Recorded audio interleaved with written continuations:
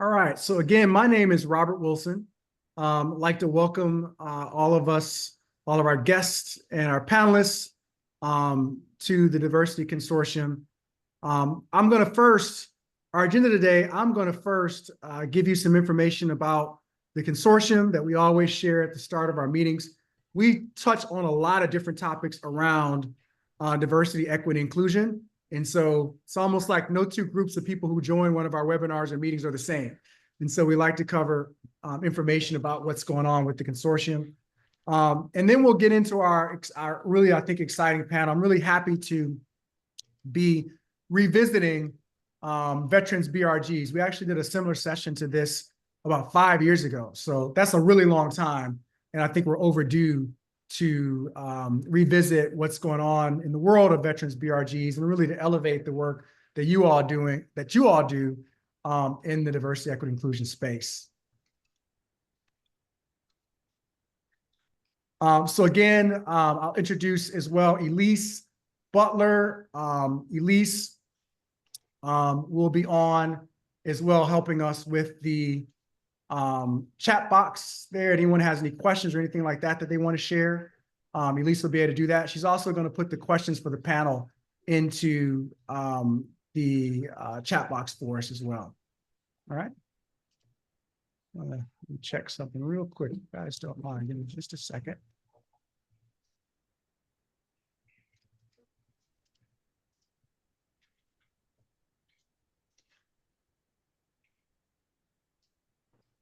Okay.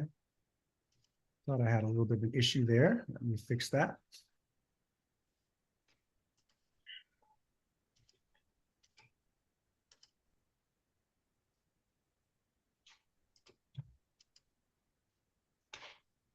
There we are. We were looking at the wrong information. Okay. All right. So again, I think I went through how the agenda works. Elise will be supporting us. A little bit about TDC.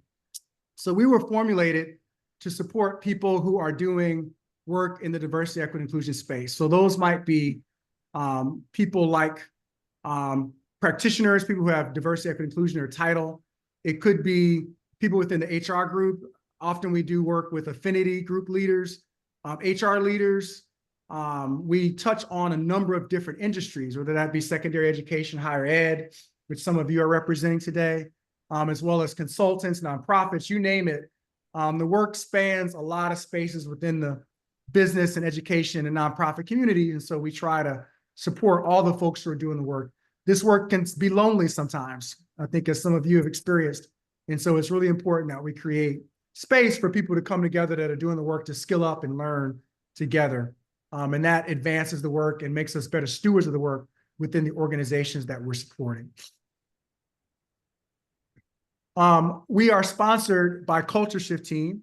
Elise will put a link in about Culture Shift Team in the chat, but Culture Shift Team helps organizations better understand and leverage the shifting demographics and culture that create opportunities and challenges in the workplace. And Culture Shift Team helps leaders strengthen and build culture through data, strategy, and education. We also provide PR marketing that supports organizations' communication strategies. So if you're in the need for any of those tools, resources, Culture Shift Team is the way to go. Okay, I'd like to talk about the Speak Up for Equity podcast. We're up to season 4, I believe, of the podcast this year. And our speakers, our podcast participants this year, Courtney Tony. If you're interested in country music, Courtney did a fantastic interview on equity and opportunity within the country music space. Country music is having quite the year when it comes to representation on the radio. And so Courtney talks about the intentional work that's been done to do that, to achieve where we are within country right now. Janine Gant is doing some fantastic work in Southeast Michigan around advanced mobility. That's probably something that's near and dear to your heart, Mike. And so Janine is supporting the Global Epicenter Mobility in Southeastern Michigan. And so she talks about the experiences she's having there, kind of reframing and reforming the auto industry into something situated better for the 21st century. Ashford Hughes is the diversity, equity, inclusion leader at Metro Nashville Public Schools.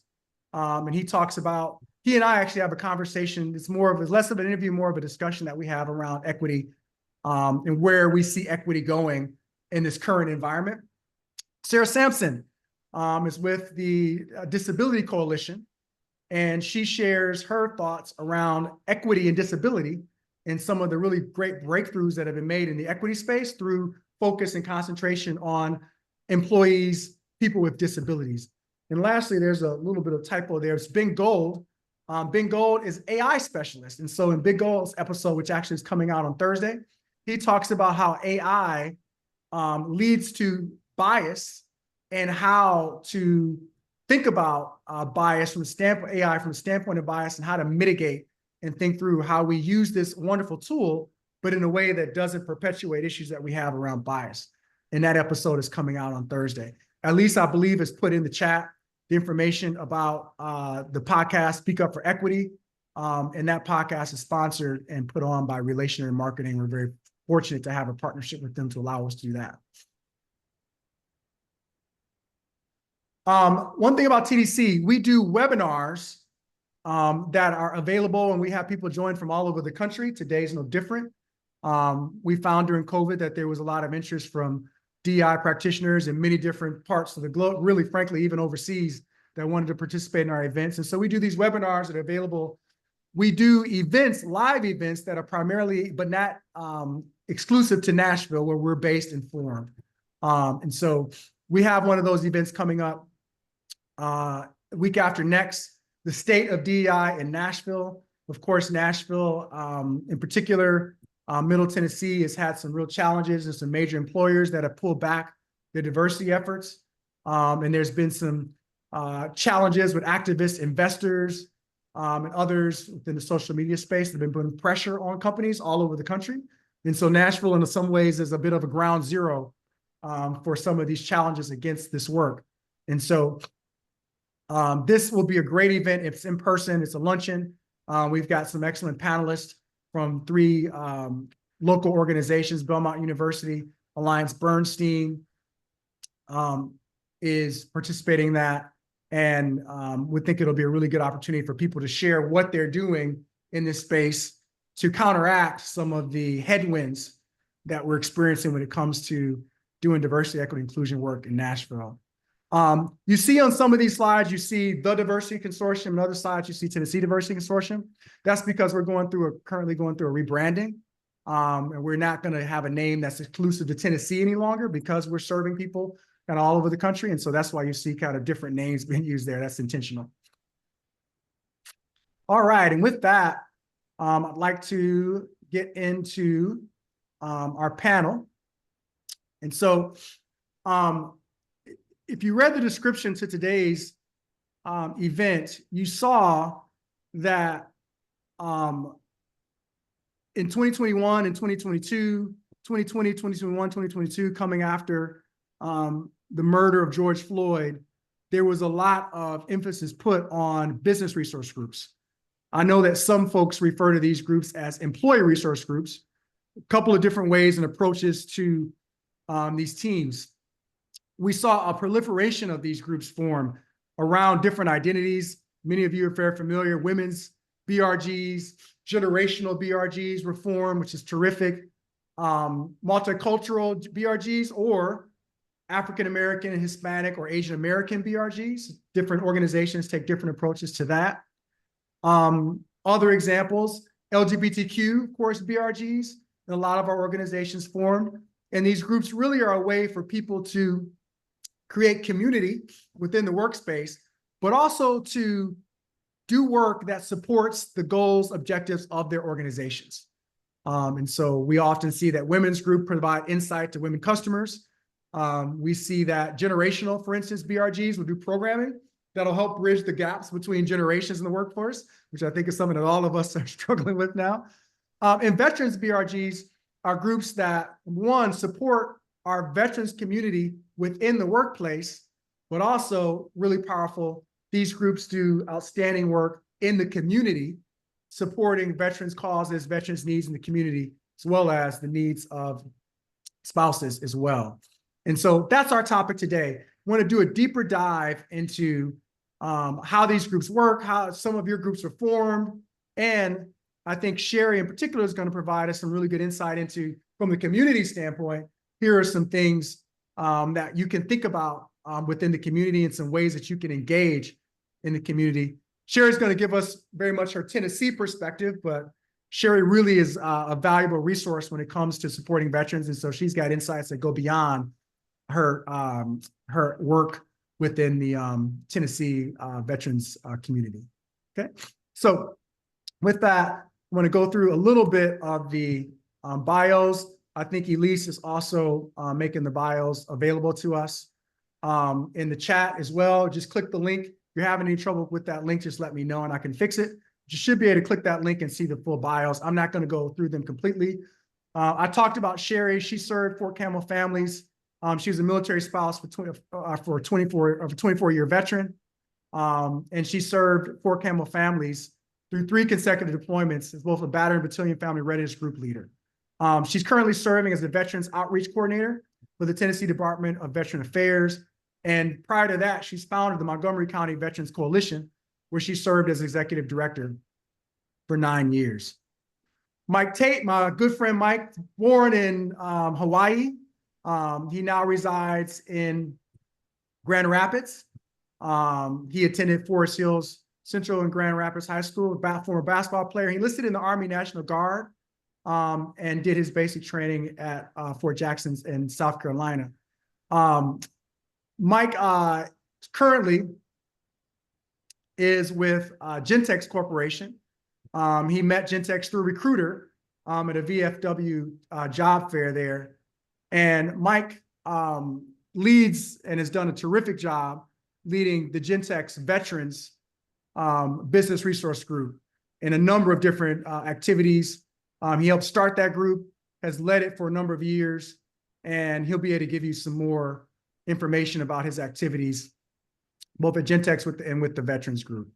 And then lastly, Lydell Francis, again, listed in the Army. It's good that everybody's Army because I understand from my friends in the military that if we had somebody that wasn't Army, I'd probably be in trouble for having everybody be Army guys. But Lydell enlisted in the Army back in 1998, served for 6 years, numerous assignments, Fort Campbell, Kentucky, served overseas in South Korea. Lydell, a lot of success within the military. He was selected to serve as Skill Bridge Program Builder in August 22. That's during his time with Vanderbilt University.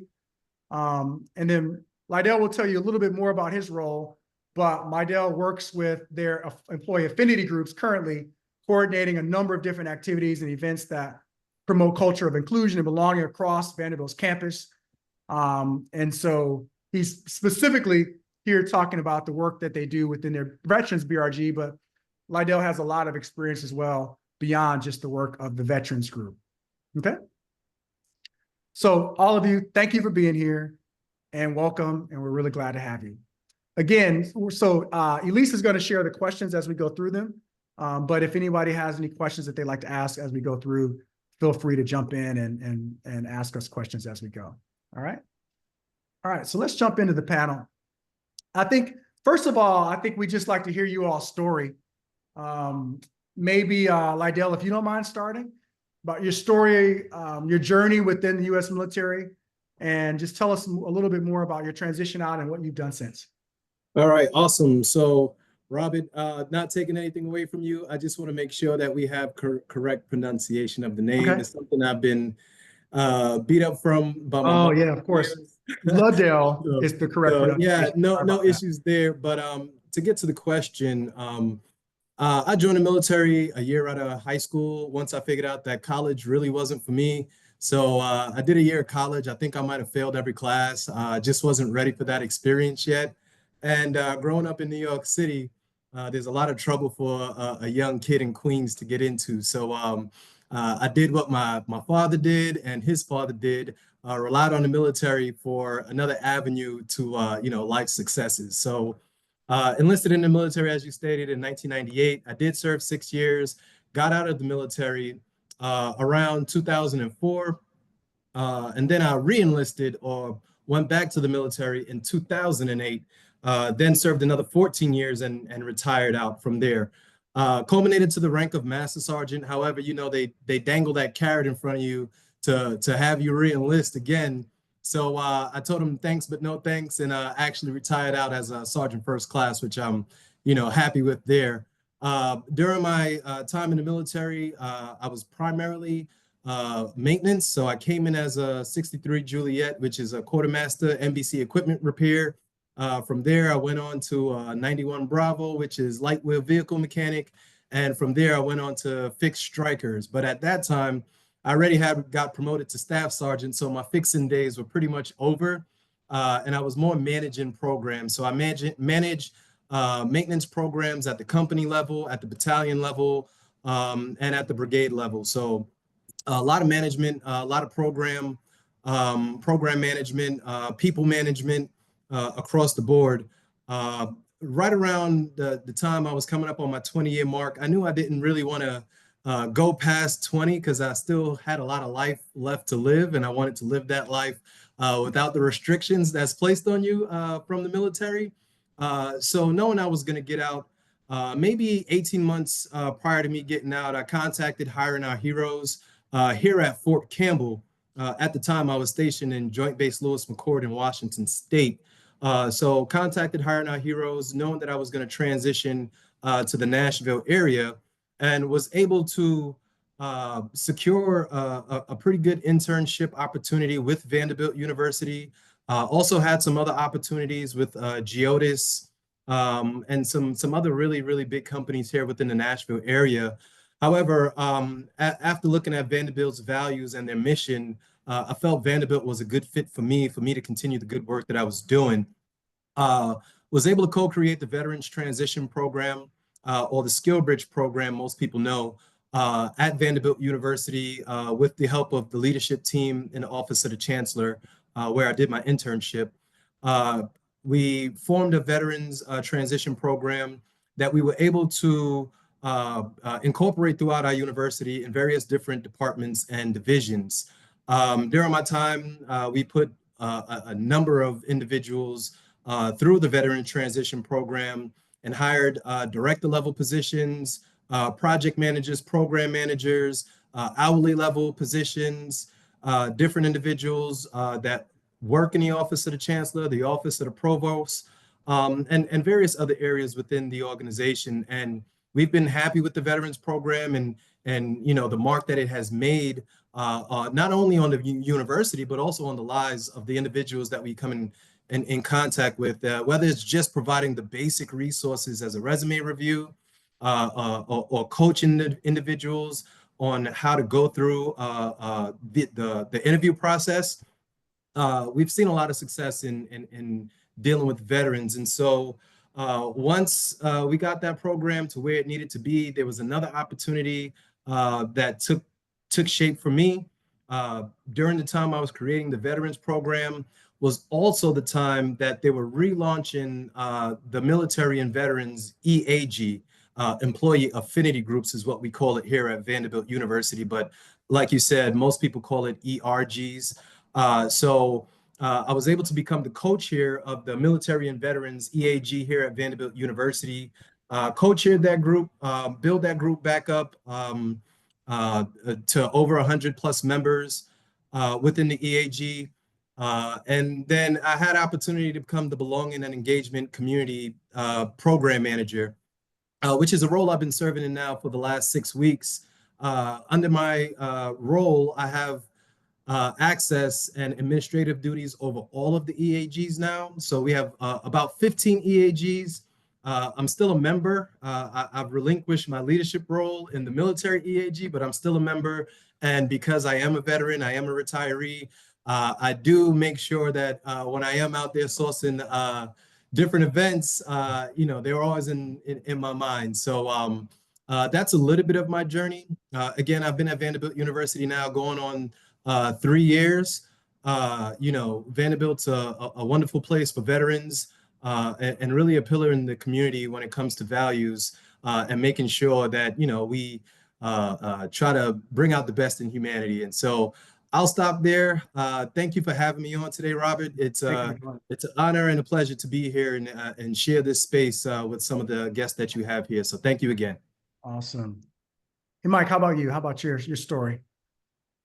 Yeah, thanks for having me as well. So I'm Michael Tate, and I live in Grand Rapids, Michigan. So, as Rob mentioned, I was born in Hawaii. That was because my father was also in the military and helped open the Halikoa Hotel on Waikiki Beach. And so they moved back to Michigan when I was about 4 years old. So I didn't really have a choice in the matter. Otherwise, I'd probably be somewhere on a beach surfing instead of in frigid Michigan. But um, when I graduated from high school, I decided to join the Army National Guard. And the nice thing, if you're not familiar with the Guard, is that um, it's one weekend a month, 2 weeks in the summer, and you have the opportunity to still pursue a degree while you're uh, serving in the National Guard. So that's what I did. And I received a bachelor's degree in aviation flight science from Western Michigan University. The dream was always to be an airline pilot. I did get my pilot's license and received a job offer as a pilot for ASA Airlines in 2004.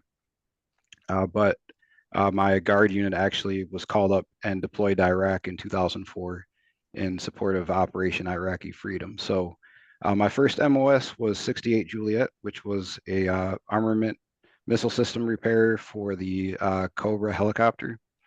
And when the military or when the Army phased out the Cobra, the Marines still used the Cobra helicopter. I had the opportunity to either go back to learn how to fix Apaches or go to logistics school. And Apache school is about 36 weeks and logistics school was about 10 weeks. So I thought it was an easy choice. I was done doing school at that point. And so became a 92 Alpha, which is an automated logistics specialist. And so when I was deployed in Iraq, I was on a team that was responsible for bringing in parts for the aircraft mechanics to fix helicopters while stationed just north of Baghdad. And so one of the things I'm passionate about is really talking about the skills that military individuals or people that served in the military bring to corporations. Because I think sometimes there's a misconception of, what people do in the military, and often it's just what you see maybe on movies or your perception that everyone that's in the military is in combat MOSs, and that's not always the case. Of course, all MOSs are important, and it's a large corporation essentially, and there's a lot of different skills that people bring to the table. So I started at Gentex in 2007 and worked my way up through manufacturing as a manager, and then was in human resources for a little while as a recruiter. And then most of my career has been in supply chain. As soon as they found out about my military training and logistics, I transitioned into a warehouse supervisor role and then department manager.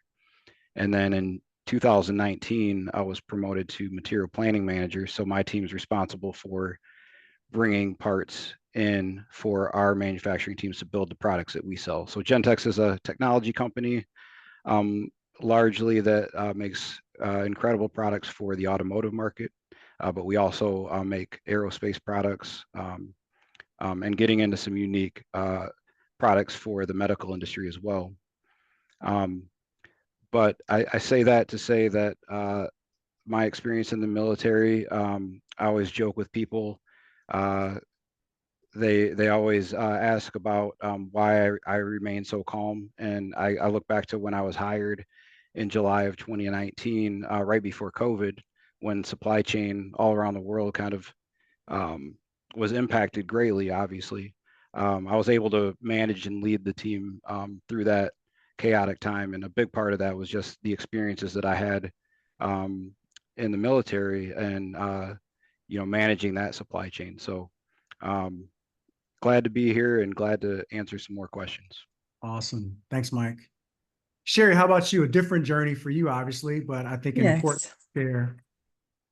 Well, I live in Montgomery County, right outside of Fort Campbell, and on the Tennessee side, but I'm originally from Memphis. I was born and raised in Memphis, Tennessee. And I became a military spouse at the age of 19. The first duty station was Fort Bragg, so I was thrown into the deep end of learning how to be a military wife in the 82nd. I've spent the last 35 years caring for service members, veterans, and their family in multiple roles. While an active duty spouse, I ran both the battery and battalion FRGs, as you had mentioned, and I also served on several care teams, in service of our fallen comrades.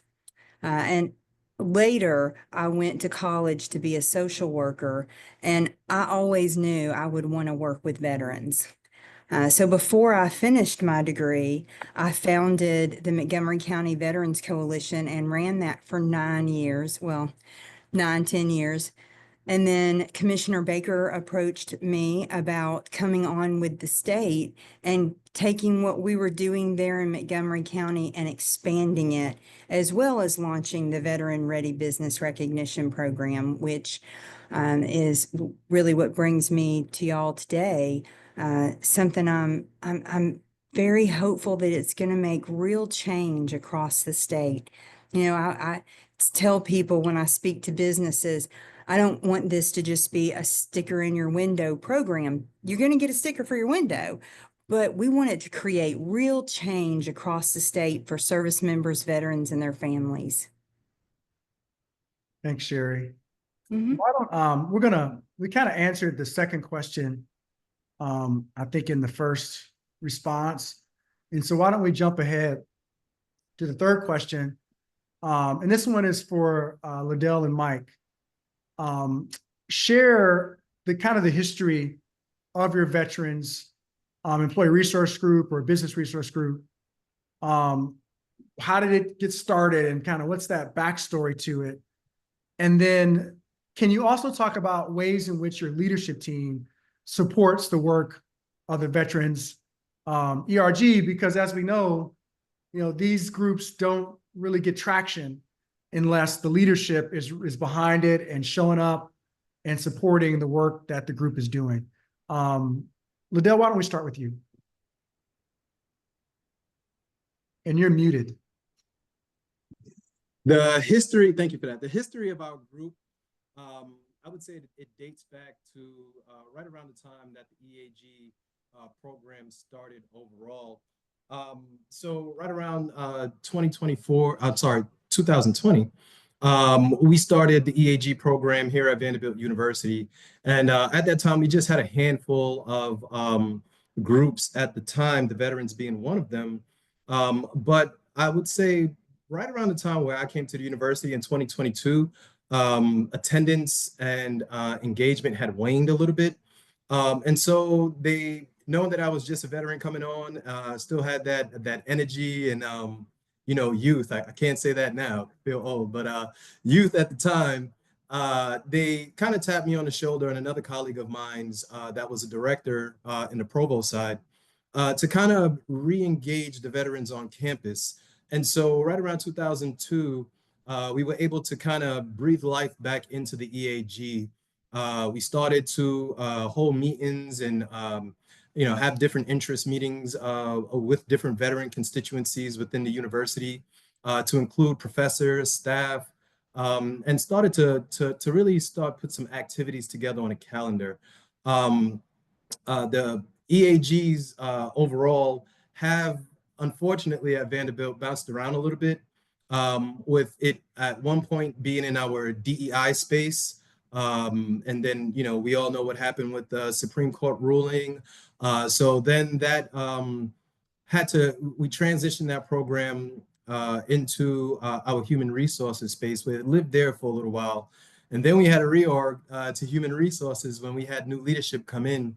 And so from there, after the reorg, right around the beginning of this year, we formed a new division called People, Culture, and Belonging, where our vice chancellor for People, Culture, and Belonging, Dr. Sydney Savion, she's actually a Air Force veteran. And so she served quite a long time in the Air Force on the officer side. I won't hold that against her. And we were able to really breathed some life back into the program. And so right now, she has the program under People, Culture, and Belonging. And then as a subset of People, Culture, and Belonging, the department where I work in Health, Well-Being, and Belonging, and as the Belonging and Community Engagement Program Manager, I now have purview over all of the EAGs. So that's just a little bit of the history of the EAGs. And then to get to your second part of the question, the ways in which leadership help the EAG. So again, we have various different departments and divisions and within Vanderbilt University. When I think of our GCR, Government and Community Relations team, so this is the team, as the title states, are really in contact with a lot of our external partners that focus on some of the military initiatives. And because of that, we do have an outlet of sorts that we can tap into for some of the programs that we have to offer the military and veterans affinity group. And then again, we have various veterans at different levels within the university that come together to help us, put together different activities for the veterans affinity group. One activity that we're doing where I wouldn't say lean heavily, but they had the EAG involved from the planning of the event and of course the execution of the event upcoming is our annual Veterans Day breakfast. And so of course that's an opportunity for our Chancellor Daniel Dearmeyer, to highlight our veteran population and really drive home his message of making Vanderbilt University a military-ready institution. So that's all I can really say right now. There's a lot of exciting things that I do have coming in the works, working with the different leadership teams within Vanderbilt University. But I don't want to let the cat out the bag just yet, as some of the ideas, yep, they're still in formation. So we won't say anything about them yet. But thank you for your question, and I'll just stop there. Thank you. Thanks. Mike, how about the story at Gentex, how that group got started?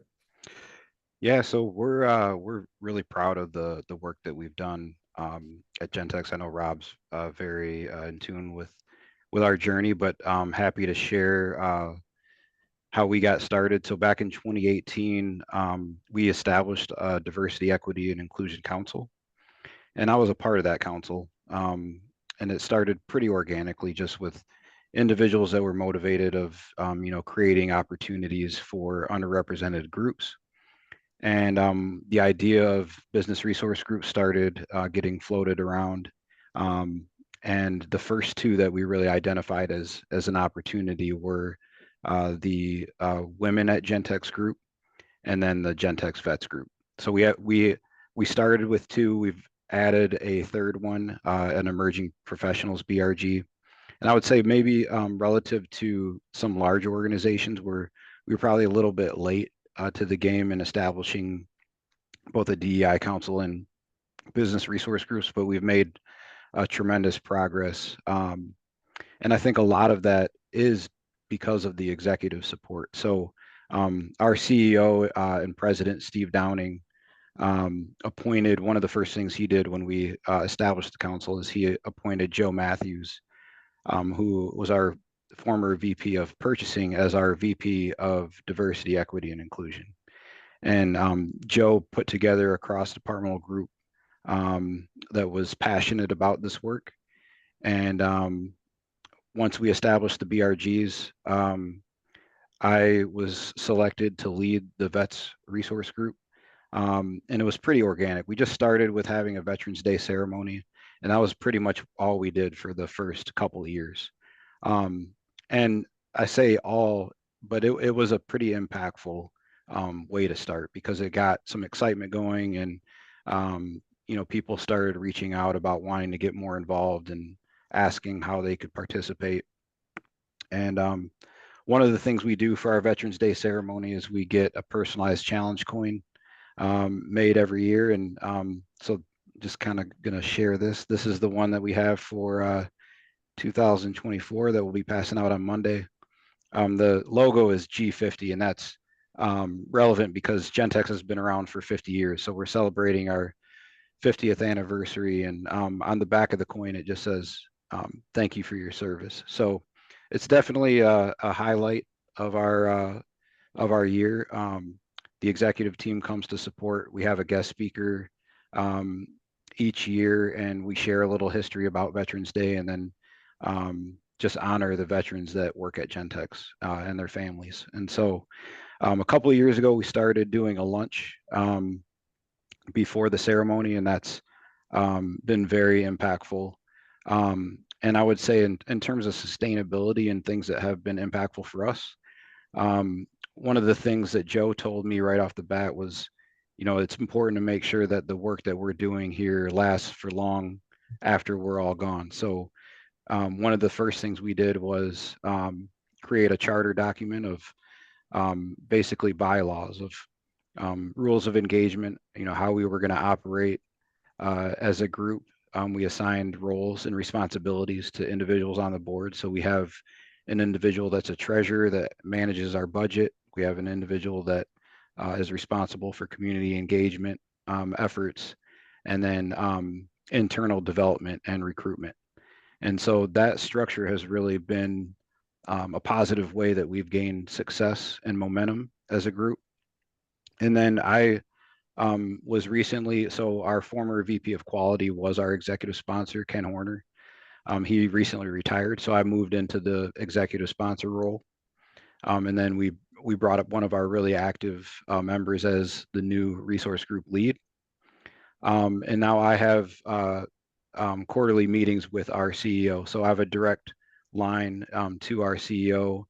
And he's always been very supportive. Anything we ask for in terms of sponsoring different veterans events or things that we want to do internally, he's always been very supportive. Joe Matthews, our VP of Diversity, has always been very supportive. And I think a big part of that is just operating. And I know this is probably a later question that we'll get into more, but I think operating under our DEI umbrella has really been positive for us here at Gentex.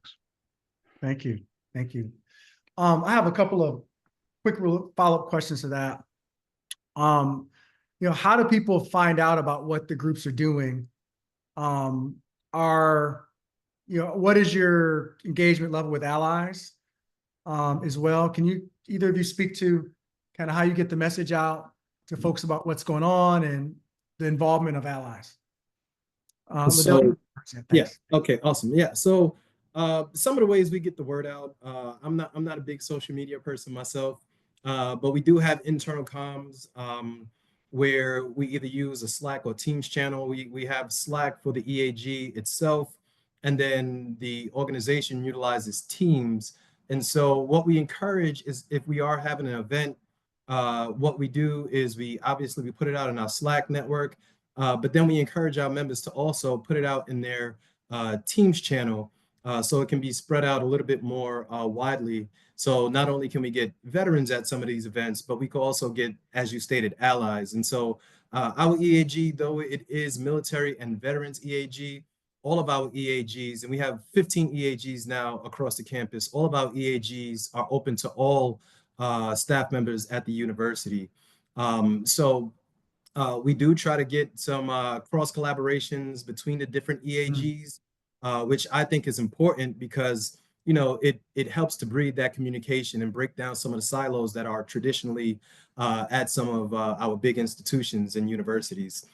So that's some of the ways we get after making sure we get the word out about some of the events that we have coming up. And again, we rely heavily on our partners within the university and the different councils that we have with doing some of that great community outreach to really provide us with some of the opportunities for the EAGs.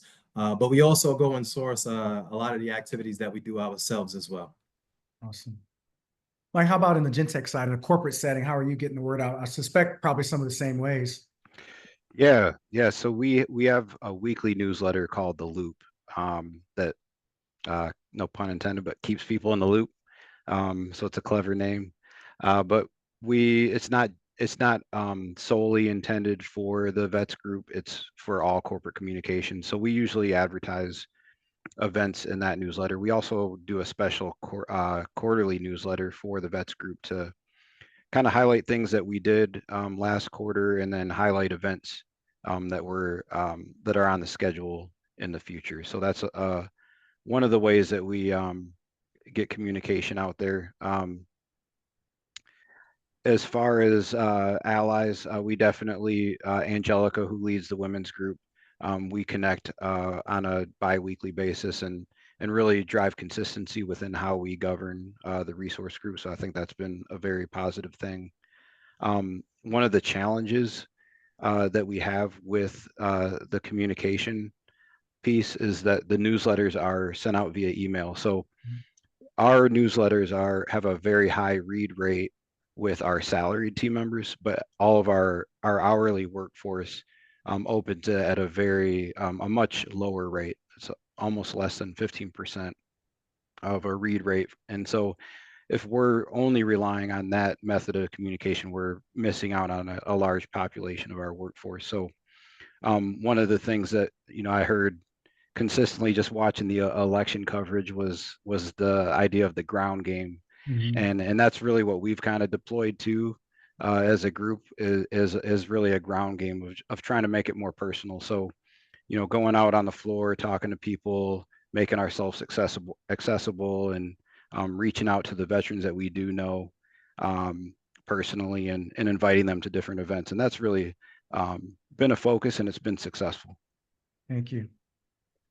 It's a good segue to challenges. And Sherry, how about you take this one? Some of the challenges that you've experienced advancing the work, both inside and outside of organizations. Yeah, I think one of the biggest challenges is getting companies to see the return of investment when they invest not only in their SMBF employees, but the value of actively recruiting service members, veterans, and their families. Making intentional efforts to do so. Once you show what that return of investment is, you've got healthier, happier employees because they have access to their benefits and they have, the resources, that connectivity, a new tribe. I think once you're able to explain to them that benefit for the company, and not just for the employee, but for the company as a whole, I think that really helps bridge that gap. Thank you. Thank you. Liddell or Mike, you want to add to that? Challenges that you've had internally and externally advancing the work? So I would say one of the biggest challenges that we've had, I would say just in general when it comes to veterans, is just trying to change the narrative, especially when it comes to veteran recruiting, just trying to change the narrative, trying to make sure we get the word out about the capabilities and qualities and values that veterans bring to organizations.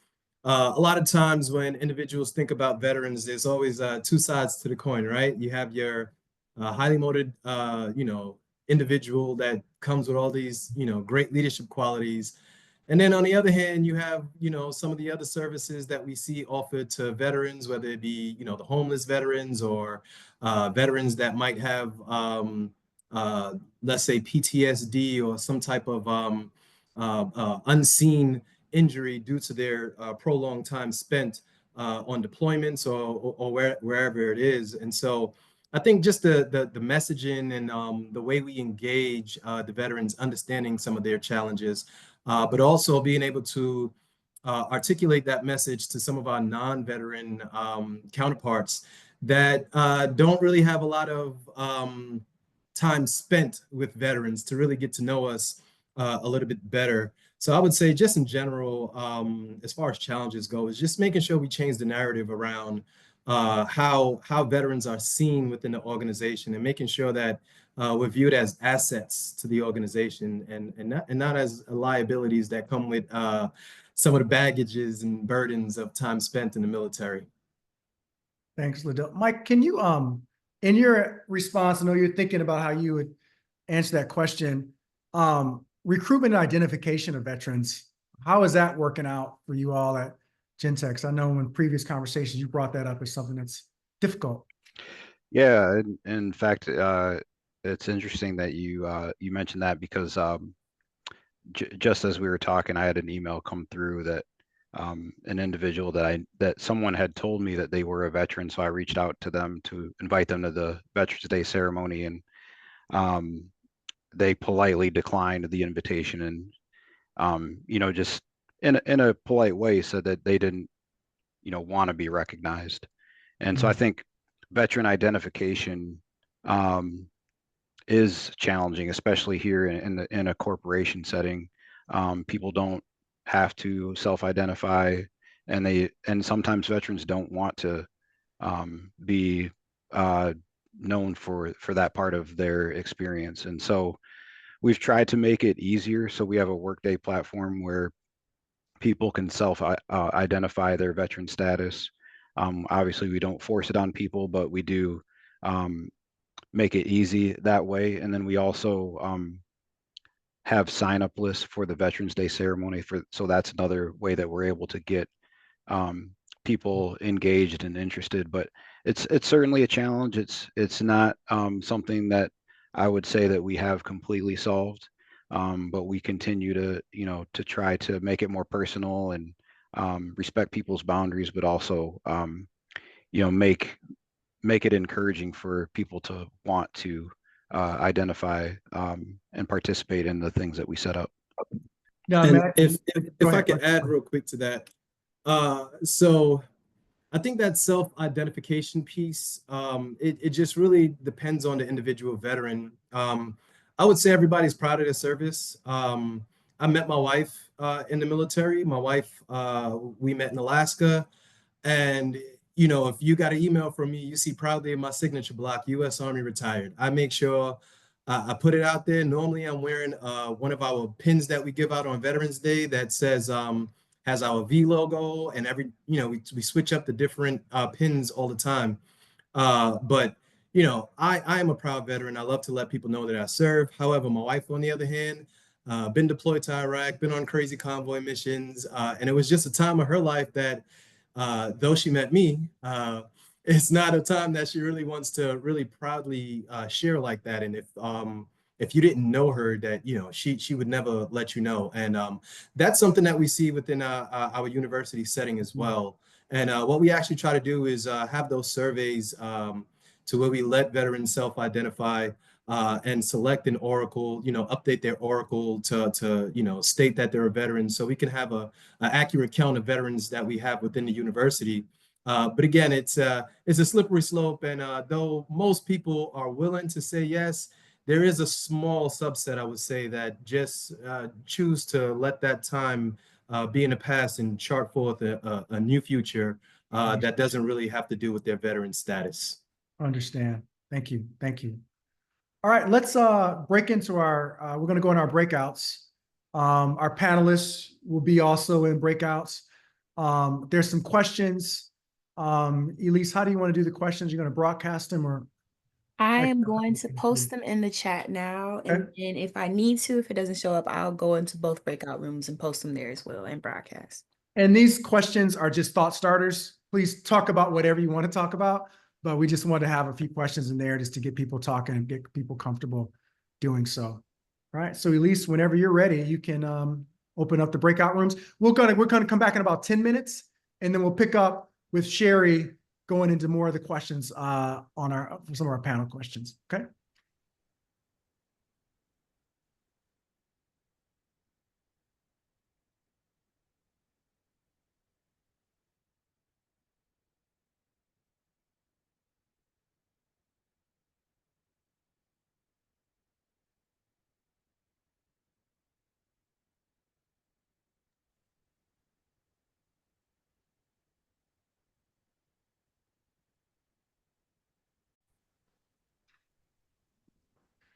All right. Hopefully we had some good conversations there. I'm really, the nice thing about when you do these virtually is that we'll have the opportunity to push this out. We have about 3,000 people on our listserv, and we'll push this out to folks on our listserv on Monday as kind of a engagement for Veterans Day, which will be really neat. And so, Sherry, I want to jump back to you. And my question for you is around spouses. We don't talk enough about families and spouses of veterans and service members. Mhm. So what can employers do to better engage and support military spouses and families? I think many businesses don't want to feel like they're investing in a military spouse because they assume that military spouse is going to up and leave them, right? I know my early resume looks like a jigsaw puzzle. But what I don't think is taken into consideration is that when you're dealing with an active duty or veteran spouse, they've had to go into multiple communities where they know no one. They have to find a place to live, get the kids in a new school, new activities, find a job, new childcare, new doctors for everybody, and establish a new support system with a spouse that may be leaving soon or already gone. If you think of the resilience and the leadership and the problem-solving skills this requires, I would encourage businesses to intentionally target service members, veterans, and their spouses when they're advertising an open position. Encourage those spouses to apply for those positions. And you can actively engage with our transitioning units at different military installations. And don't forget our National Guard. We've been sending soldiers on deployments for decades, and there are many National Guard that have Title X time, and we don't want to forget them either. But, when we talk about those qualities, from Memphis to Kingsport, I hear the same qualities that they're looking for, and you find those in veterans and their spouses. So Sherry, for those watching that have watched this or listening now, that are in Middle Tennessee, we have the benefit of having, one of the largest military installations in the country, Fort Campbell, stone's throw away. So my question for you, and then I think Mike, this might be a good question for you as well. When you don't have a big base close by, how do you navigate? How do you execute a veterans BRG? How do you get involved? Sure. One of the things that was asked in the breakout session was something that you're most proud of. So we don't have a resource group, as what we're doing is trying to encourage people. So that Veteran Ready Business Recognition Program is really a process of learning, right? It takes you through those steps. And this is our inaugural year. So, we are just each year we will get bigger and improve. But one of the things we want to do is be able to make those connections so that Joe's Garage in Sequatchie County can actively seek out. But one of the important things is, what about in your local community? Are you reaching out to the local veteran organizations? Do you have an American Legion? Do you have a VFW? More than likely, you have a county service office. So you want to check those places and advertise through there, because there's many veterans and their spouses in your community that you don't realize are there, because not every veteran, veterans, they're such a diverse group, and they don't necessarily walk around with their American Legion hat on, right? Identifying themselves everywhere they go. So I think it's important to reach out to the places that are connecting those veterans and advertise there. Thank you. Mike, how about you? How do you kind of navigate that? Yeah, that's a great question, especially being in Michigan. In West Michigan, where we're not close to a major base. So when we established, one of the first things we did is come up with a mission statement. And to summarize, it really is on three pillars. We wanted to make a positive impact on veterans that worked at Gentex. We wanted to hire more veterans, and we wanted to make an impact on veterans in the community. And part of that approach was to, like Sherry mentioned, partner with our local veteran organizations. So our first partner was the Michigan Veterans Home, which is a federally funded group, but it's essentially nursing care, both short-term and long-term, for veterans. And we did a lot of volunteering there. We raised money. We did things just as simple as selling candy in the cafeteria, and we're able to raise $5,000 for their quality of life fund. And people were just coming up. We said had a suggested donation of $2 for a candy bar, and people were giving us $20 bills, $50 bills, and so the support and the willingness to want to support is here. And so it was kind of organic like that to get started. We definitely made partnerships with the American Legion. We sponsor our VFW conference every year in Kalamazoo, Michigan. And then one of the things I would say that was a challenge is when you think about trying to hire more veterans in a place like West Michigan. We definitely have a lot of people that served in the military, but it's not always as obvious. And so Liddell talked about the Skill Bridge program. And we earlier this year, we became a industry partner through Skill Bridge. And so one of our biggest success stories is an individual named Justin Weed, who we hired out of the Air Force through the Skill Bridge program. He was doing cybersecurity in the Air Force. He hired in to our IT department, and within 6 months was promoted to manager of our entire cybersecurity division at Gentex. And so I think that partnering and achieving that recognition or that partnership with the Skill Bridge program was a huge recruiting tool for us. We look forward to leveraging that more in the future. But I would say that those are kind of the main things that we've deployed to have success. Awesome. Liddell, can you talk about some of the things that get missed? I think it's come up a little bit, but let's drill down just for a few minutes on what sometimes gets missed from hiring managers when it comes to skills and experiences that the veterans have. How much time do we have? Yeah, I know. Yeah. The minute and a half version, maybe. I know we've kind of touched on it already, but yeah. Yeah. So, as a Skill Bridge program manager for Vanderbilt, that was so. First of all, I would say a large part of the veterans or active duty service members that's transitioning out into the civilian workforce, the resumes. I don't know what the TAP Center is doing, but the resumes, they don't paint the full picture of the veteran. I think the veterans just focus on the actual jobs that they have done in the military and just try to take out the hard skills from those jobs and fail to actively or effectively, I should say, translate those soft skills. Veterans are very adaptive. That's one of the first things that is missed. When an employer or a department manager receives a resume, and of course I'm speaking in broad strokes, the first thing they'll look at, well, if it's a veteran resume, if it's written well, would be possibly like some of the different duties that they have, and they can't really make sense. Why were you this and then you were that? But what they fail to see is, how that individual can adapt to multiple different situations.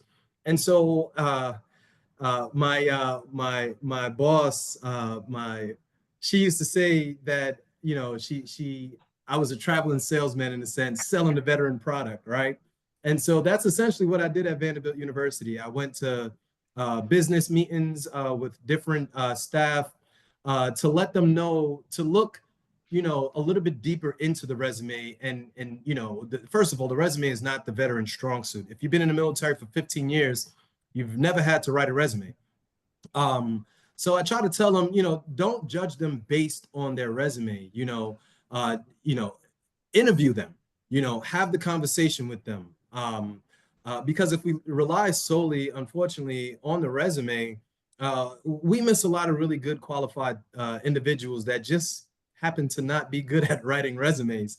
So I think a lot of times employers, they definitely miss the skills and the value that veterans bring to the organization, unfortunately, due to some of the not so great resumes that typically come out of some of these different TAP centers. Sorry, TAP, I'm not trying to throw anybody under the bus, but it's just what I've been seeing from where I sit.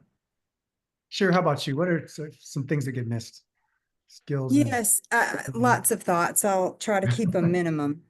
One would be one of the things that I've run into, our program has like different levels, and with every level you go up, obviously there's more required of you. One of which is that you use an MOS translator as part of your, because that does help that to a degree, because, you know, my poor husband, he gets used as an example for everything. But you know, when he got out, he retired out of fifth group, and he asked me to look at his resume.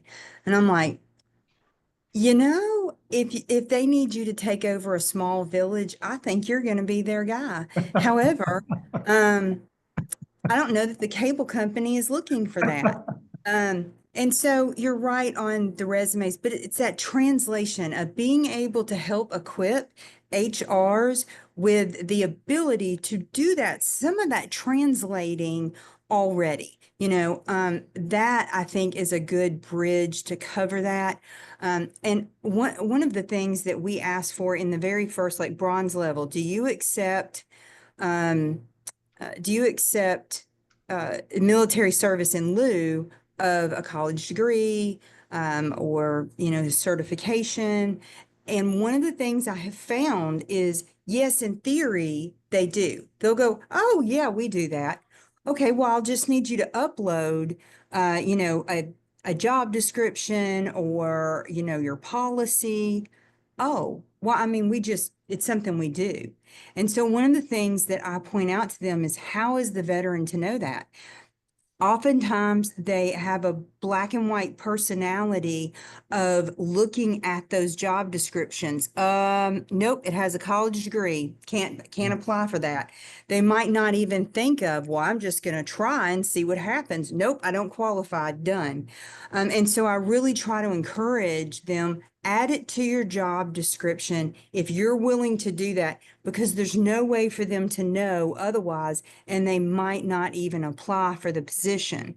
But you know, from Memphis to Kingsport, like I said, I hear they want the same things that in the presentation I do, I list so many characteristics that you're going to find in veterans and their families. And those are the ones that I hear over and over that they're looking for. And I really try to encourage that. You know, you tell me that part of the reason you want to hire veterans, or the reasons you respect veterans, is because of the commitment to service, the commitment to their country's mission. And don't you want veterans to then make your business their next mission?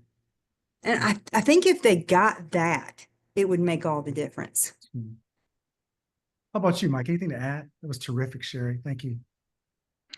Yeah, that was really good. One thing that that I've done and that the board here at Gentex has done, people that have served in the military, has been a resource for our talent acquisition groups.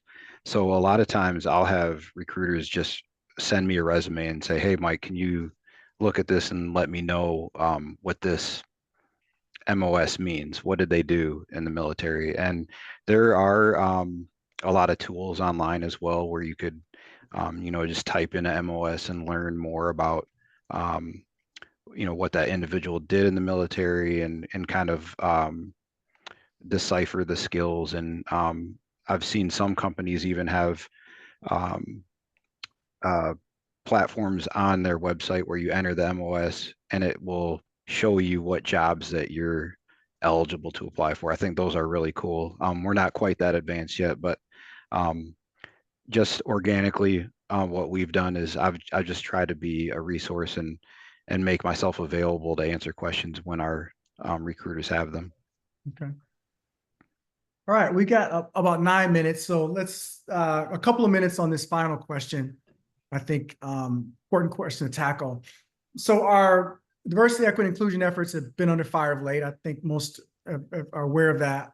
And so one of the interesting things that I've heard that I hadn't thought of was some of the backlash regarding veterans initiatives even being part of DEI initiatives, which is not something I thought of. So what people are saying there is, well, I disagree with the organization's DEI initiatives. So why are we lumping veterans over with that? Because the veterans, that's a good thing. And so there's this perception that in some way it is clouding or hurting the Veterans Initiative. So, veterans are a protected class. We can start there.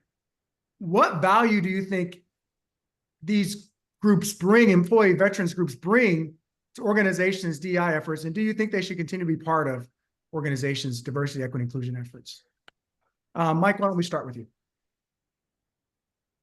Yeah, it's been an interesting journey. Like I've mentioned before, I started on our DEI council, and then from that, we were able to gain support for a veterans resource group. So it's been difficult at times navigating that and even understanding the criticism that comes from some. And I think the approach that I've tried to deploy is to listen. And so just have conversations with people and listen to what their concerns are, because most of the time what I find is that the concerns that people have with veterans groups being associated with DI aren't really rooted in what I would say would be something that would be worthy of a concern. So at Gentex, our main purpose and goals of DEI is to make sure that we create a place where everyone has an opportunity to be successful and thrive, and that includes veterans. And so we've really tried to hammer that message home and really just talk through it as a group and answer questions. So I think it's a difficult one, and I don't know if we have all the answers, but happy to listen to what others think about that as well. Liddell, how about you go next? So, first of all, I think in the DEI space, recruiting from using veterans as a part of a recruiting tactic makes absolute sense. We all know that veterans are 1% of the population, and that's 1% of all the population. So if you have a military recruiting strategy, or to recruit from the military, then to me, you're right in line with DEI, and you actually get a 2-for-1. You get a highly qualified individual that can do your job and be very adaptive in your organization. And you also get a very, every time you go into that basket, you pick something out different every time. And so that's the thing that I think that when we do think about veterans and DEI, just having leadership, having your HR department, having whoever is a decision maker within your org, understand that supporting veteran hire initiatives, in a sense, is supporting DEI. Now, there's going to be arguments that are for and against both sides. Should it actually be a part of a DEI program, or should it exist exclusively outside of DEI? And depending who you talk to, you're going to get a different answer. I've had this same conversation multiple times within my organization, and I got different answers from leadership in the chancellor's office, as well as different answers from leadership within our HR department. So again, how you fall on that side of the argument, to me, is irrelevant. Just understanding the fact that recruiting and using programs that recruit veterans holistically support DEI, regardless if you like it or not. And so to me, that's one of the biggest takeaways that I can offer this group right now. How about you, Sherry? What's your perspective on that? Well, I'm a veteran advocate, so my priority is always to preserve what's available for veterans. And so if a company's eliminating their DEI focus, even as a whole, I'm going to have to advocate for the retention of the veteran initiative and educate that business how having these veteran initiative makes for a better employee. How long-term, again, earlier I spoke about that return on investment, and there really is, it's, I guess, especially if that argument is, should it be part of it? Shouldn't it be part of it? Let's have that veteran initiative. I don't care what you want to call it, because, as mentioned, I don't know if you meet a more diverse group than veterans. Yeah. Thank you. Thank you.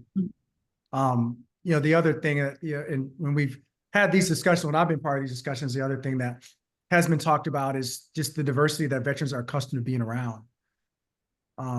And that you have an employee that's ready to interact. I think someone said earlier about having to drop into a space and get to know this person, I think with the spouses. And so these are folks that are accustomed to moving around throughout organizations and throughout communities and connecting with people quickly and recognizing people's humanity quickly in order to form bonds and connections that get stuff done. And so I love how you all spoke to that, because like you said, when you hire a veteran, you're essentially doing diversity, equity, inclusion work, whether you call it that, sharing, or like you said, or not. Any questions? We didn't see any questions in the chat. Anyone have any other questions that they didn't speak to when we were in our breakouts? Okay. So if you could, Elise, if you could put the YouTube link in there. So what we would do is we'll send this out to all of you who attended. If you all three don't mind, can I give your email addresses? Can I pass that along as well to folks who, for whatever reason, weren't able to make it? I think we had about 30 people that registered. So those folks might, want to reach out to you as well. And then we'll push this out to our entire listserv on Monday for Veterans Day, so that people that weren't able to attend can really learn from the insights that you all provided. This was terrific and fun. Learned a lot myself. Really glad that you were able to carve out some time. This is one of the busiest weeks for veterans initiatives, obviously. So we really appreciate that you all were able to carve out some time to do this. And we look forward to supporting and continue to program around the needs of veterans in Middle Tennessee and far beyond in the coming years. So thanks a lot, everyone, and everyone have a good rest of your day.